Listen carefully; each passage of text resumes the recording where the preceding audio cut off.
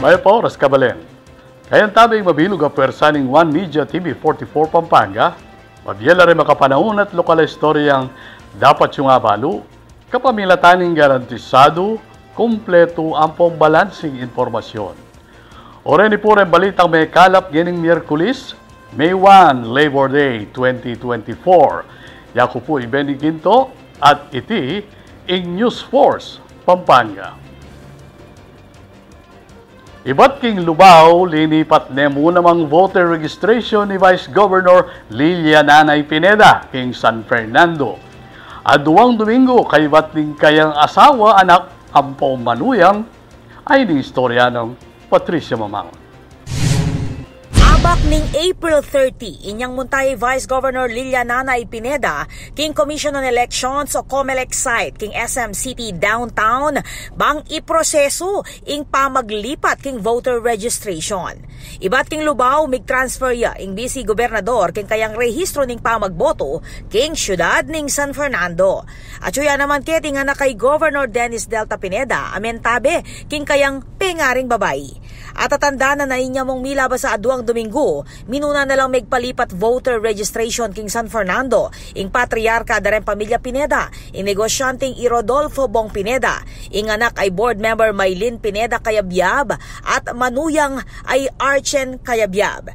King minunang interview kang Bong Pineda, pepasyag naniti, na mamagasayang mas progresibong San Fernando para kareng residente keti. Ako po, Patricia Mamangon para king News Force Pampanga. Balitang tutuking balen, susuyo. Matagumpay ang pegmasosyal ng opisyal na pamamuklat ng Clara o Central Luzon Regional Athletic Association ng probinsya ng Tarlac. Kaya katang silipan ng meging kaganapan yung istorya ng Patricia Mamangon. Makule at matagumpay ang pag-celebrating formal na pamamuklat ng Central Luzon Regional Athletic Association o CLARA 2024 kay King Jose Villap Sports and Recreational Complex king probinsya ng Tarlac inyang Aldo Domingo, April 28. Tuklula kay migit kumulang 15,000 delegado, atleta at opisyalis reng megmarcha bitbiting lagyo da reng kanya-kanyarang lalawigan a megsilbing meto nga makasalisayang kaganapan king laranganing sports. Kay bat ning 15 banwa pasibayang misubli king probinsya ning Tarlac ing pamamuntukan king Clara. Nung nuka rin libo-libong estudyanteng atleta amenibatan kareng miyayaliwang lalawigan king Central Luzon reng niyabe-yabe bang ipakiting karelang gelingan at sikanan king niyayaliwang sports activities. Balaos naman ng pamanigurado ng provincial government ng Tarlac kapanin muna ng Governor Susan A. Yap na apanatili ing seguridad at ing organisadong kompetisyon ng Clara 2024. Tinagon mo naman king opening ceremony dina Senator Lito Lapid, Senator Bongo, Senator Amy Marcos, Congressman Christian Yap, reng board members ng Tarlac, reng miyayaliwang gobernador da reng kayabeng lalawigan, kabang atsula naman reng opisyalis ng Department of Education. Ganapan niya yung Clara 2024 kilalawigan manibat April 28 hanggang May 3. Ako po, Patricia Mamangon para king News Force Pampanga. Balitang tutuking balen, susuyo. 7 universidad king Asia ing simbot ning Mabalacat City College o MCC king prestigyosong Technological or Digital Innovation of Year Award ning Times Higher Education Awards Asia ay ning istorya ng Patricia Mamangon. Pasibayang mengibaboy Mabalacat City College o MCC kay Batmenikwang Galal king Times Higher Education Awards Asia 2024. Ikuan ning MCC ing kategorya bilang Technical o Digital Innovation of the Year kalaban reng 7 pang universidad king Asia. Kabilang kareng finalist takayabe ning MCC ing Chiang Mai University, Christ University, James Cook University king Singapore, Lovely Professional National University, University Malaysia Sarawak, Marmara University at National University of Singapore.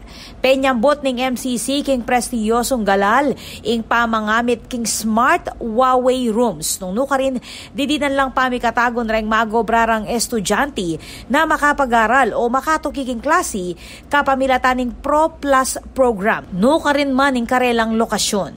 Pasalamat naman ning presidente ning MCC ay Dr. Michelle Aguilar Ong king rekognasyon na tinggap king Times Higher Education.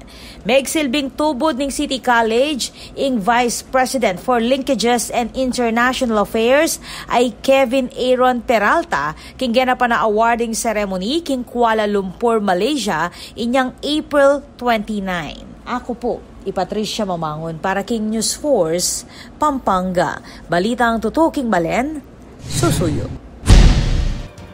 Atin pa mga paling balita, akin pa magbalik ling News Force, Pampanga.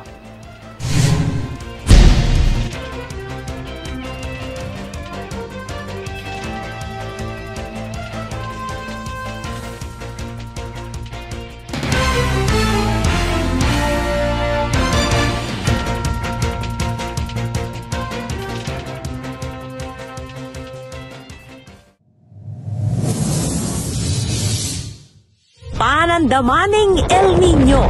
Kung toro papali o mitatasing temperatura, daragul mo naman ing pamangailangan king kuryente. King daragula demand king kuryente asang kaning paning pamangamit kareng appliances kalupaning aircon, freezer at refrigerator.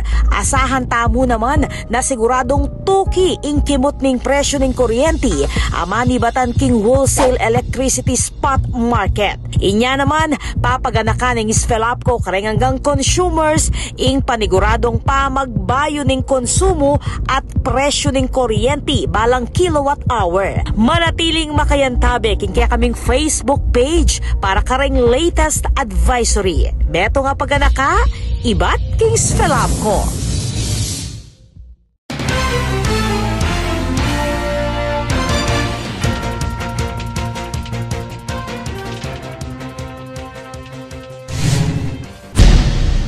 Deni pa rin balitang dapat tamong tutukan.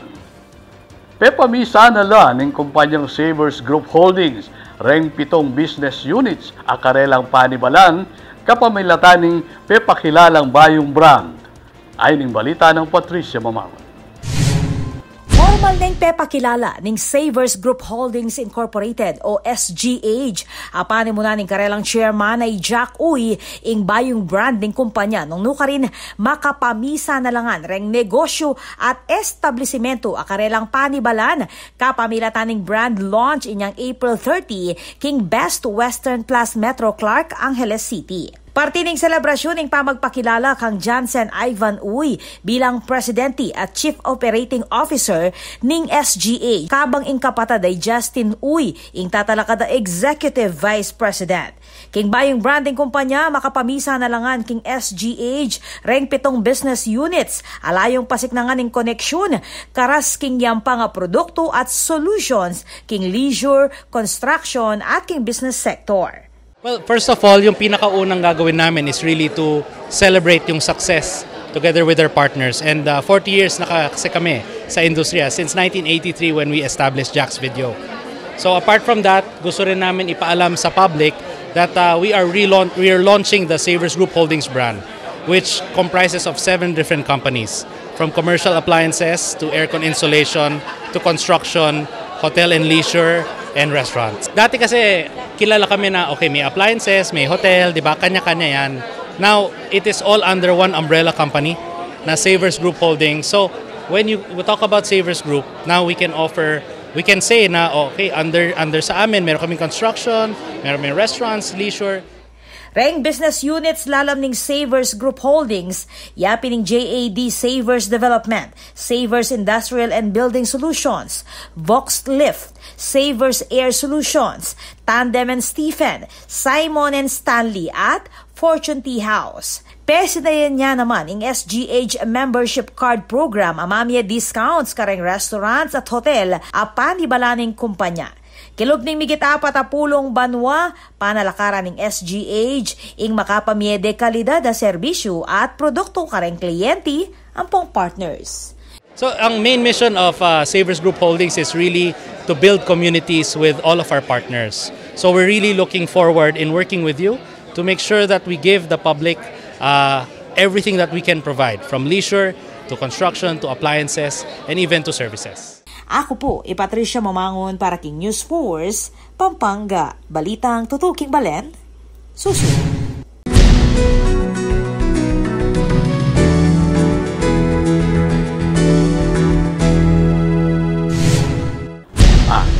Kaya katamong pakibaluan ng bilining panahon king lalawigan, kilo ng 24 oras. Mapali at malisangan pamuni ning panandaman king Maragol a parte ning Luzon.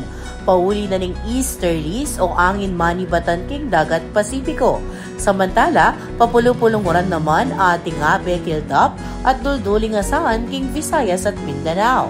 Iti apekto na naman ning Intertropical Convergence Zone o ITZ. Ala na mga monitoring pag-asa na anumang paparatang weather disturbance king luwal at kilob na ning Philippine Area of Responsibility.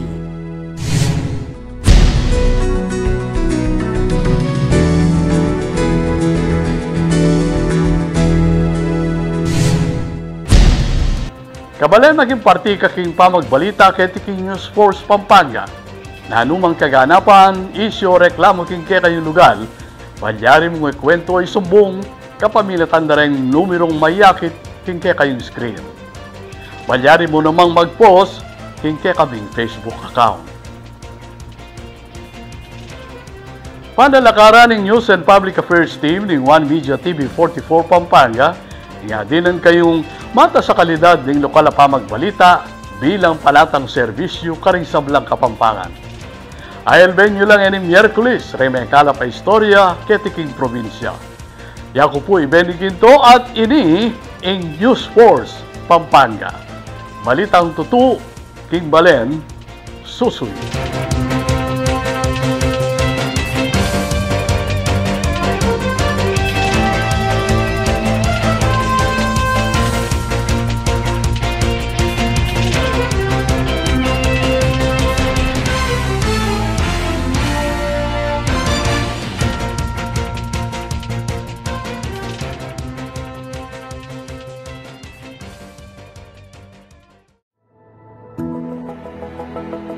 Bilang nagkakaisang pagsisikap na harapin ang patuloy na problema ng mababang pressure ng tubig at kakulangan ng supply ng tubig sa ilang bahagi ng ating syudad, ang lokal na pamahalaan po sa pamamagitan ng inyong lingkod, Mayor Vilma Balia Caluwag, kasama ang mga pangunahing leader mula sa City of San Fernando Water District at Prime Water Infrastructure Corporation ay nagsagawa ng mahalagang pagpupulong.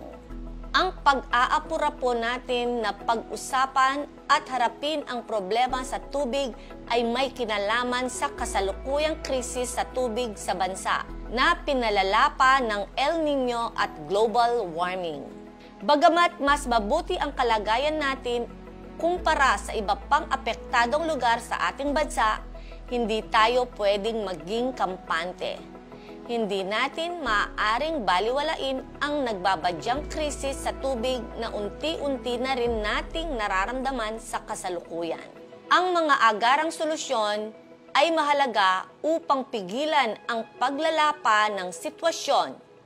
Masinsinang tinalakay namin ang septage treatment plant, isang mahalagang aspeto sa pagpapanatili ng sanitasyon at kalusugan ng publiko. Natutuwa po tayo sa ipinakitang malasakit ng CSFWD na handang kumilos upang tugunan ang mga hamong ito. Ang atin pong inaasahan mula sa Prime Water ay malinaw at maliwanag pa sa sikat ng araw. Sinabi natin sa kanila na tuparin nila ang kanilang pangako at aktibong pakikipagtulungan sa pagpapatupad ng mga kinailangang estratehiya upang palakasin ang pressure ng tubig at palawakin ang source o pinagkukunan ng supply ng tubig. Ang kanilang kooperasyon ay atin inaasahan sa lalong madaling panahon. Sinusuportahan po natin ang hakbang ng CSFWD na repasuhin ang JVA o Joint Venture Agreement nila sa Prime Water. Mahalaga na ang lahat ng stipulasyon, kabilang na ang mga tungkol sa pre-termination dahil sa hindi pagtupad sa kasunduan, ay matugunan ng Prime Water. Ang pagtitiyak na ito ay dapat nilang ipatupad ng walang pasubali sapagkat ito ay kanilang moral at sibikong tungkulin sa mga mamamayan ng siyudad ng San Fernando. Ang pagdalo ng mga opisyales ng CSFWD, ang Vice-Presidente para sa operasyon ng PWIC at ilang department heads ng LGU sa pagpupulong ay nagpapatibay sa pagkilala sa bigat ng aming tungkulin sa bayan at sa nagkakaisang misyon na maglingkod sa mga Fernandinos. Hinihikayat ko ang bawat sektor at residente na aktibong lumahok sa mga hakbang sa pagtitipid ng tubig sa gitna ng pagpapatupad ng komprehensibong hakbang kasama ang CSFWD at PWIC mula sa water conservation hanggang sa mga hakbang upang palawakin ang ating mga pinagkukunan ng tubig at pagsasaayos ng mga network sa distribusyon ng tubig.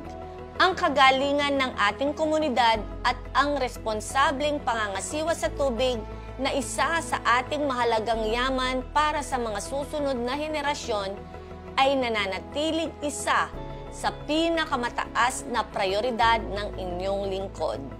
Bilang panghuling mensahe natin para sa lahat, kung tayo ay may pagkakaisa, sama-samang kikilos, may kumpiyansa ako na malalampasan natin ang mga pagsubok na ito.